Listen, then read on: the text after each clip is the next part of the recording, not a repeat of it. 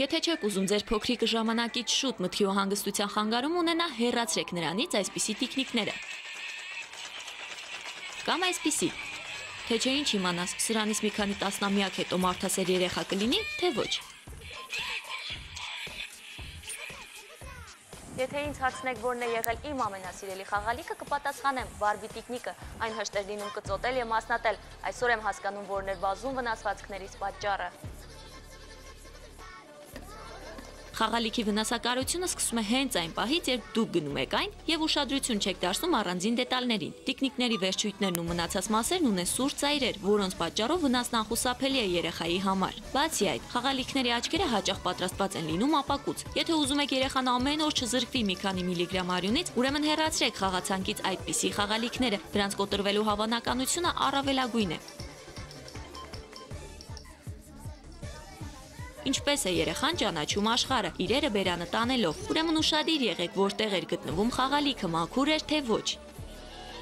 Երեխան երեխա է, նա կարող է խաղալիքին սիրել, կարող է կուլ տալ այն, կարող է շոյել նրան, կարող է ատամներով մասնատել։ Բազմաբնույթ խաղալիքների դեպքում ուշադիր եղեք, քանի մասնիկ ունի այն։ Դրանից յուրաքանչյուրը ծնողի անուշադրության արդյունքում կարող է հայտնվել փոքրիկի քթի մեջ, ականջներում։ Շատ անուշադիր լինելու պարագայում նաև ստամոքսում, ապա վտանգավոր կարող են դառնալ լարովի կամ հեռակառավարվող խաղալիքները։ Դրանց մետաղական մասերը ոչ մի դեպքում երեխայի ձեռքում չպետք է հայտնվեն, թե չէ այն ստամոքսից զատ կարող է հանդիպել նաև վարդակների մեջ։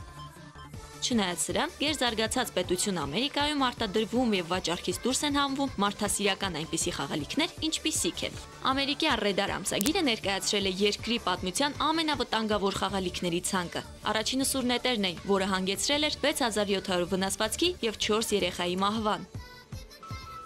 Հաջորդը հայտնի Բարբիի ստեղծող Mattel ընկերության տիկնիկն էր, որը կարողանում էր ուտել։ Ուտում էր քիչ, բայց պլաստմաս է սնունդ։ Էն էլ գրողի տարածը կերել էր 35 երեխայի մատ։ Հաջորդը Փերին էր, որը ստեղծվել է Gallop Toys-ի ջանքերով։ Այն մարդկոցի միջոցով կարողանում էր արագ պտտվել և թափահարել թևերը։ Նրան դիպչելու պարագայում երեխաները ևս թափահարում էին թևերը, ափսոս ցավից։ Իհարկե կարող եք մտածել, որ անհնար է ամեն վայրկյան ուշադիր լինել, ինչ է անում փոքրիկը, որովհետև գոյություն ունեն դե կենցաղային շատ ուրախություններ, բայց վտանգը նվազեցնել յուրաքանչյուր ծնողի խնդիրն է։